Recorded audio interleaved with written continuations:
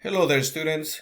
Thank you for being part of this presentation. My name is Luis Silva. I am your social studies teacher, and today we're going to be looking at the Roaring Twenties, which covers the period from roughly 1919 to 1929. Following World War I, many things actually took place. There were a whole bunch of people who felt very uncomfortable about the unpredictable future.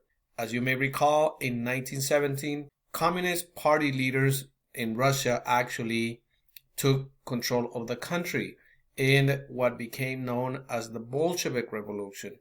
And this actually brought a whole bunch of tensions in the lives of many Americans. On top of that, you had in 1919 many strikes that took place. Many industries were shut down, such as the steel industry. And the Boston police strike actually shut down the entire police department, basically. Now, these workers were actually fighting for better working conditions, more rights, and more independence when it comes to their job, and not be held like captives in the workplace. There was also race riots occur in many cities actually in this particular time period. Again, people were very resentful over competition for jobs and housing. This led to many riots. In this case, you had immigrants who were competing with white people in order to get jobs, in order to get housing, and this brought a whole bunch of tensions. And to top things off, you had bombings that took place in 8 American cities. The bombings obviously was a way for many people to make a point, but this led to what became known as the Red Scare in 1919 and 1920. In order to handle this, Attorney General A. Mitchell Palmer led a series of raids against suspected radicals. It's really important because in this particular group of raids or actions that were taken by Attorney General Palmer, many innocent people actually were accused of things that they did not do just because they had maybe a different philosophy. Now, the Palmer raids. In this case, we're looking at the rise of nativism. The Palmer raids led to mass arrest of socialists, anarchists, union organizers, or other suspected radicals. Again, if you had a different mentality and you were basically protesting and letting your ideas flow out there, and this did not fit with the government, most likely you were going to be arrested. There was a continued hatred towards new immigrants. This was a problem, because the United States, traditionally, it has reacted in a very inhumane way at times with immigrants. And in order to restrict immigration into the country, there was an act that was passed in 1921, which is known as the Quota Act of 1921, which limited immigrants numbers to 3% of those living in the United States as of 1910. But hold on, this was not enough. And in 1924, there was another law passed, which is known as the National Quota Act of 1924, which basically set the quota of basically immigrants at 2%. And they based it on the numbers of immigrants in 1890. Now, this particular law intended to limit the new immigrants from Southern and Eastern Europe coming to the country. They were not seen as the best people. They were basically seen as inferior Europeans, and therefore they did not want a lot of these immigrants to make it into the United States.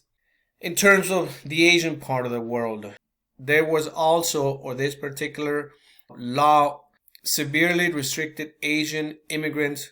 In this case, no Japanese immigration at all was permitted. Again, it goes back to, this sense of, not wanting other people to come into this country. And this has been a norm throughout the United States, in which many people, newcomers into the country, are seen as a menace, are seen as causing trouble, and are not welcome into the country, despite the fact that this is a country of immigrants. One thing that took place is there was an unrestricted immigration from the Western Hemisphere.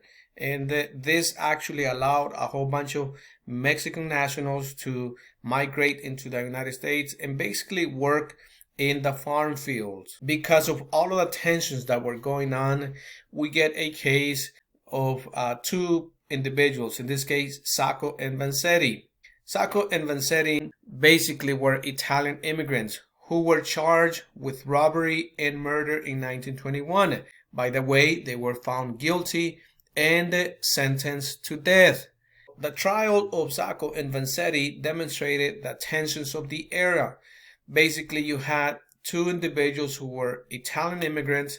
They were considered anarchists, or the government labeled them anarchists. They were World War I draft dodgers, and they were not seen in the best of the country, basically. They were not seen that good. So therefore, they were sentenced to death and were executed in 1927, despite the fact that many people actually protested against this action by the United States government.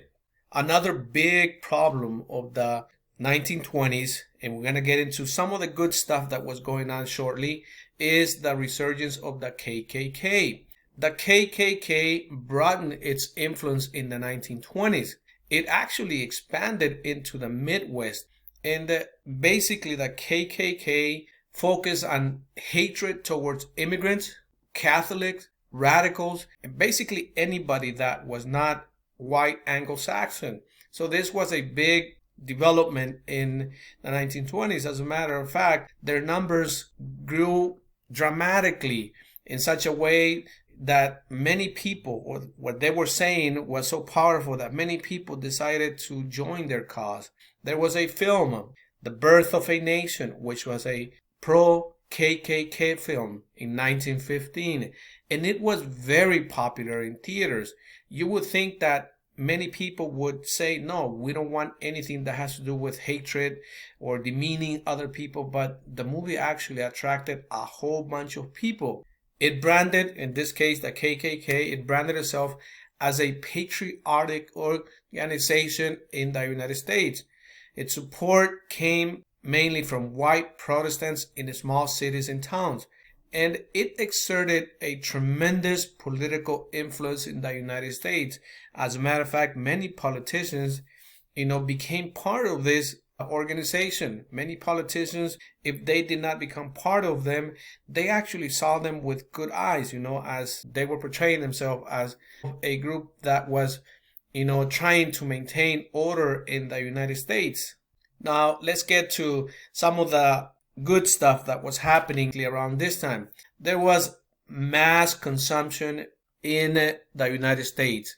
The economy was growing like never before, and many people were enjoying what the 1920s was bringing to them in terms of prosperity. In 1920, it was the first time that a majority of Americans lived in urban areas. This was really important because prior to this time period, the majority of Americans did not live in urban areas. But now, a lot of these people actually made their way out to the cities, basically. Now, economic prosperity. We call this the Roaring 1920s. There was a tremendous growth in the stock market, and people began to purchase stocks on a margin. And that basically thinking that, the stock markets or the stocks they purchased were going to continue to rise and rise and rise up to a certain point in which they had the opportunity to become millionaires or gain a whole bunch of wealth. But investment, again, was based on speculation. You buy stocks from a certain company and you're thinking that the value of that stock will continue to rise and rise, but there's a point in which that stock will not rise anymore, and it happened actually a few years later. Mass consumption economy. There was a large number of new affordable consumer goods available for people to purchase. Electricity in homes led to increased demand for consumer appliances. Fueling the consumerism was buying goods on credit, installment plan. This is possessed today and paid tomorrow. It's like basically using your credit card today. You purchase something today And obviously you will pay for that good later on, possibly with a high interest rate. So you're actually paying more for what you're buying right now. And the advertising industry became a giant, basically. Advertising is made to manipulate people, to bring people information. Well, advertising became the norm during the 1920s. Transportation change. Frederick Taylor's principles of scientific management increased productivity, and it basically laid out different ideas on how to grow your business, the different techniques that you could use in order to be more productive in the business. Cars became affordable. The average American actually had a Model T car. This is when Henry Ford's assembly line became an example for many other industries to follow.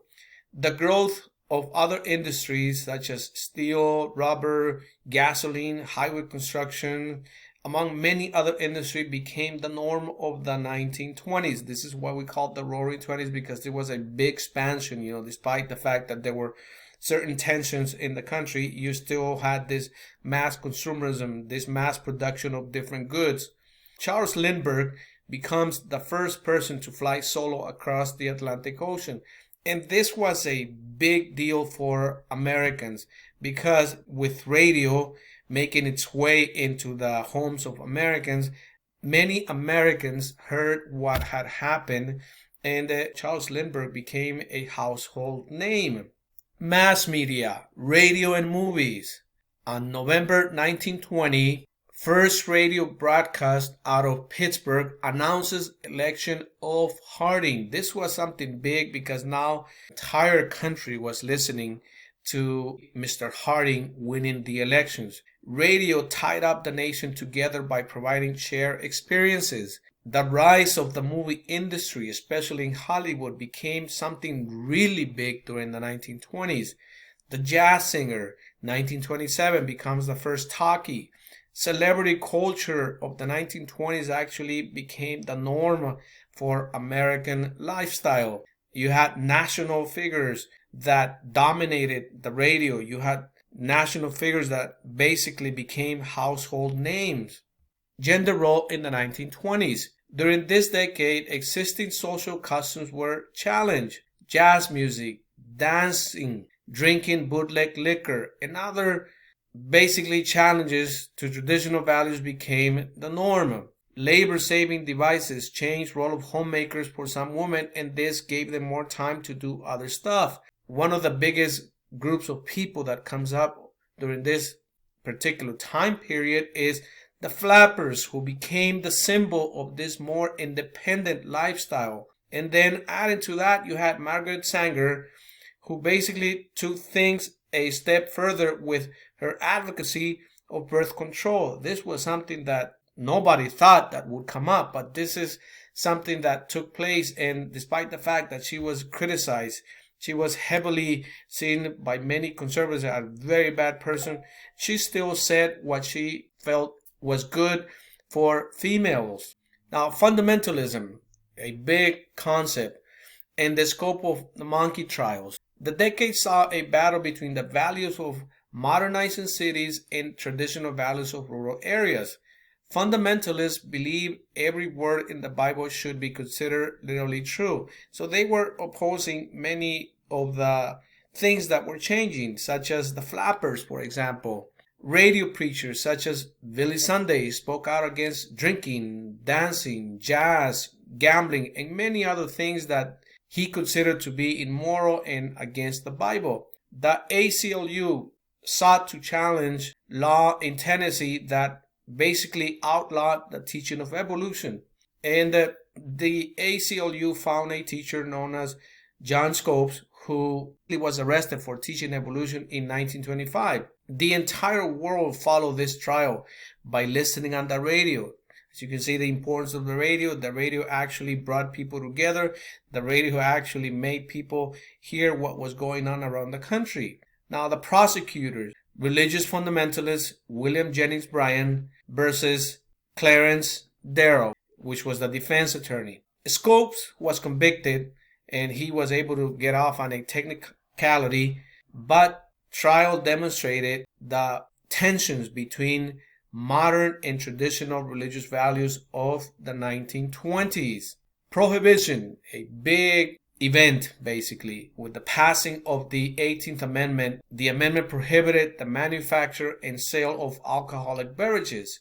The Volstead Act was the federal law which was passed in order to enforce or make sure that the 18th Amendment was actually enforced. There was fierce opposition, especially in large cities. Bootleg liquor was served as speakeasies, and there was basically nothing that law enforcement agencies could do. First of all, because they were understaffed, they did not have obviously a whole bunch of people to enforce this law. Secondly, there was widespread corruption. Even police officers would actually get drunk. So there was no incentive for law enforcement agencies to enforce this amendment. This led to the rise of organized crime, such as Al Capone in Chicago.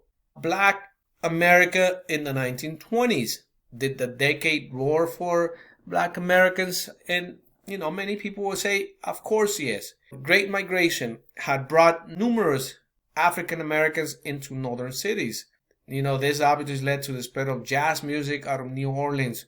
The Harlem in New York was the cultural center of Black America. The Harlem Renaissance, led by writers Claude McKay, Langston Hughes, Zora Hurston, and jazz artist Louis Armstrong, became, a big group of people that contributed to the Harlem Renaissance. The idea of new Negro racial pride was something that came out. This was a basically sort of a movement that made the African culture outstand or become something big in the country. And Black America did benefit from the 1920s as their cultural norms, their cultural values were able to spread outside of certain areas into other bigger areas of the country. Then you had Marcus Garvey, who founded the United Negro Improvement Association. It basically called for African Americans to go back to Africa, and also promoted Black pride, Black owned businesses, in order to see many Black businesses actually become more prosperous. The Lost Generation. The Lost Generation is basically a group of writers. In that group of writers, you have, for example, F. Scott Fitzgerald, Ernest Hemingway, and Sinclair Lewis. These writers criticized different aspects of the decade. For example, why did we fight? World War I, small town values, fundamentalist religious views, materialism of the decade. So these writers basically focus on different topics, and they criticize a whole bunch of this stuff that we just went over. Thank you for being part of this presentation today. If you haven't done so, please do not forget and subscribe.